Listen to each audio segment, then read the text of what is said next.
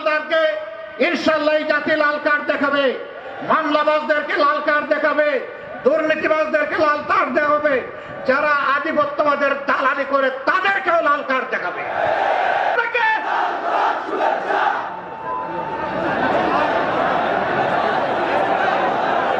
আসসালামু আলাইকুম ওয়া রাহমাতুল্লাহ। না, সালাম পৌঁছে নাই। লিল্লাহি তাকবীর, লিল্লাহি তাকবীর। এবার সালাম পৌঁছবে। আসসালামু আলাইকুম ওয়া রাহমাতুল্লাহ। সামনে যারা আছেন কষ্ট করে বসে যান।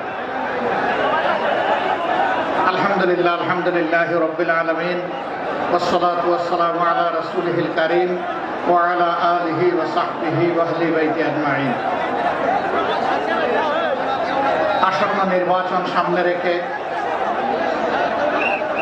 আল্লামা দিলওয়ার হোসেন সাঈদী রাহিমাহুল্লাহ তার একান্ত স্মৃতি বিজড়িত পিরোজপুরের আজকের এই নির্বাচনী জনসভার সম্মানিত সভাপতি, সভামঞ্চে বসা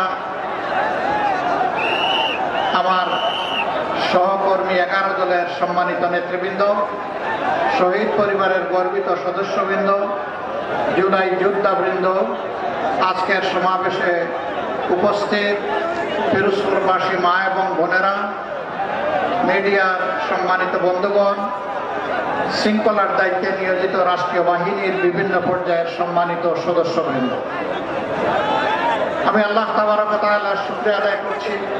দিন এবং জাতির প্রয়োজনে আল্লাহ তাআলা আজকে মুক্ত বাতাসে এখানে আপনাদের সামনে আমাকে হাজির হওয়ার তৌফিক দান করেছেন, আলহামদুলিল্লাহ। আমি তাদেরকে গভীর শ্রদ্ধার সাথে স্মরণ করছি, যারা বুক চিতিয়ে লড়াই করে, জীবন দিয়ে পঙ্গুত্ব বরণ করে, রক্তচক্ষুকে উপেক্ষা করে 36 জুলাই আমাদেরকে এনে দিয়েছিল। যারা জীবন দিয়ে চলে গেছে, আল্লাহ তাআলা তাদেরকে শহীদ হিসাবে কবুল করুন। যারা আহত পঙ্গুত্ব বরণ করেছে, আল্লাহ তাআলা তাদের সাথী সঙ্গী হয়ে তাদেরকে সুস্থতার নিয়ামত দান করুন। প্রিয় পিরোজপুরবাসী, আগামী 12 তারিখের এই নির্বাচন অতীতের 12টা নির্বাচনের মতো কোনো নির্বাচন নয়। এই নির্বাচন সম্পূর্ণ ভিন্ন একটি নির্বাচন।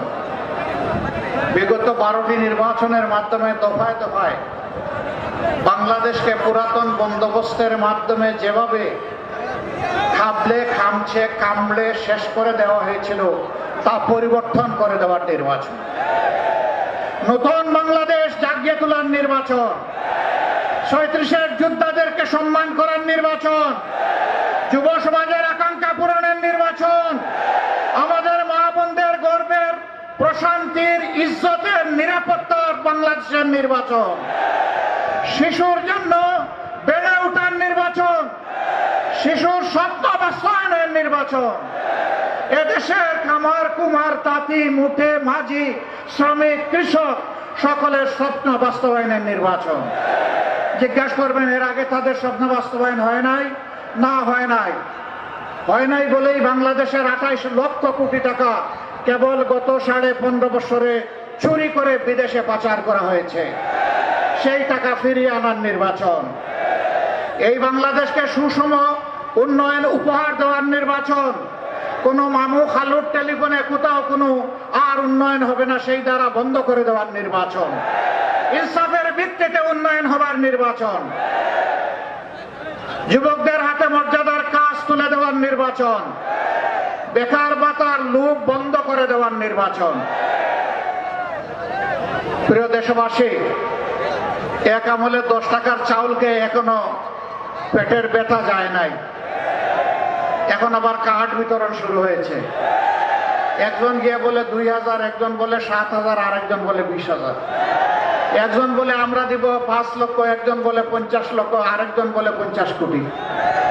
আরে বাংলাদেশে 50 কোটি মানুষ কি কিয়ামতের আগ পর্যন্ত হবে কিনা তাও তো জানি না। কেমনে দিবে 50 কোটি? মানে এগুলা যে 100 ভাগ ওই 10 টাকার চালের মতো থাপ্পাবাজি, এখন বাংলাদেশের মানুষ এগুলা বুঝে ফেলেছে। এখন মা বোনদের কাছে কার্ড নিয়ে যায়, কয় রাখো তোমার কার্ড, আমি তোমার কার্ডের সাথে নাই।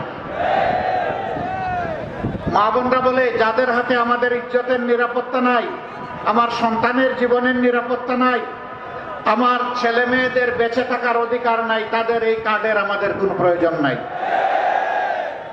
আজকে বাংলাদেশের বিভিন্ন জায়গায় আপনারা দেখেছেন, বড় আফসোস, আমাদের মা বোনদেরকে একটা দলের লোকেরা বিভিন্নভাবে অপমান করে।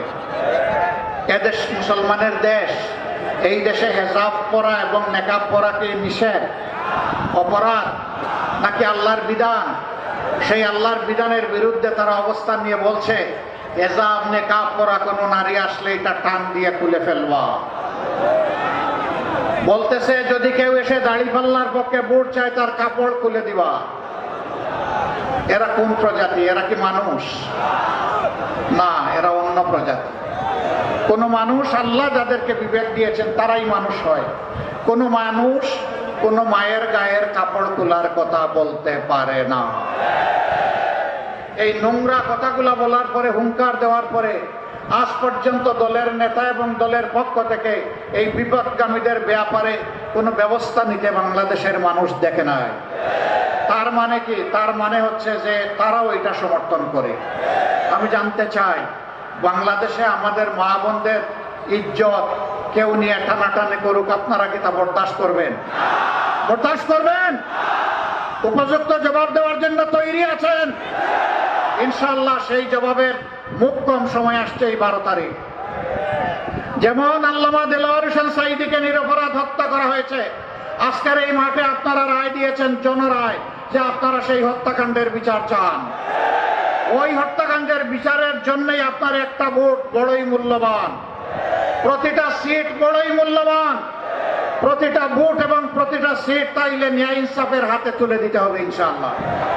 যারা বেইনসাফের কথা এখনই বলে, যারা মানুষের জীবনে দুঃসহ কালো অন্ধকার সময় টেনে নিয়ে এসেছে, যারা মানুষের সম্পদে ভাগ বসায়, চাঁদা তুলে, সেই চাঁদাবাজদেরকে লাল কার্ড দেখানোর দিন হচ্ছে আগামী 12 তারিখ। আগামী 12 তারিখ দখলদারকে ইনশাআল্লাহ জাতি লাল কার্ড দেখাবে, মামলাবাজদেরকে লাল কার্ড দেখাবে, দুর্নীতিবাজদেরকে লাল কার্ড দেখাবে, যারা আধিপত্যবাদের দালালি করে তাদেরকেও লাল কার্ড দেখাবে।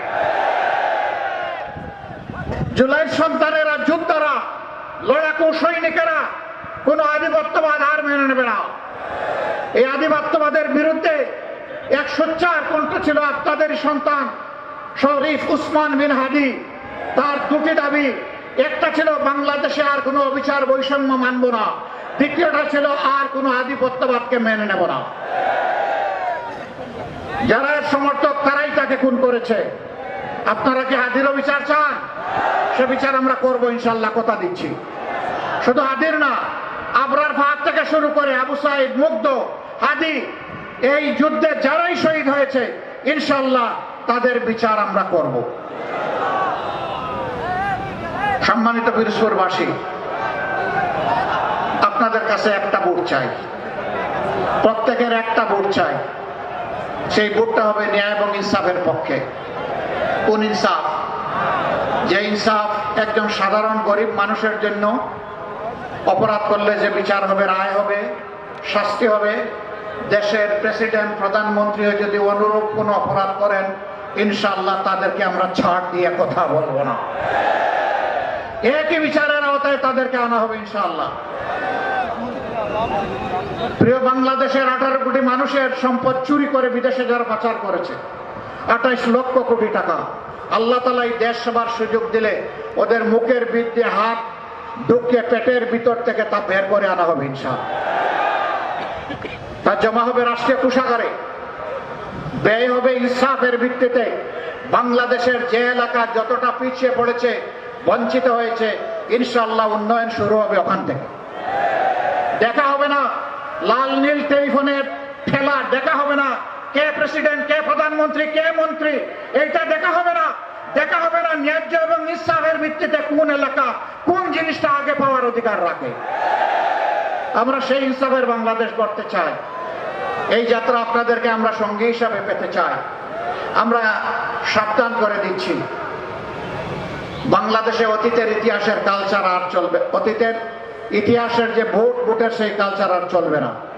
তোমার ভোট তুমি দিবে, আমারটা আমি দেব, স্লোগান ওইটা শেষ। আমারটাও আমি দিব, তোমারটাও আমি দিব, এটা আর চলবে না।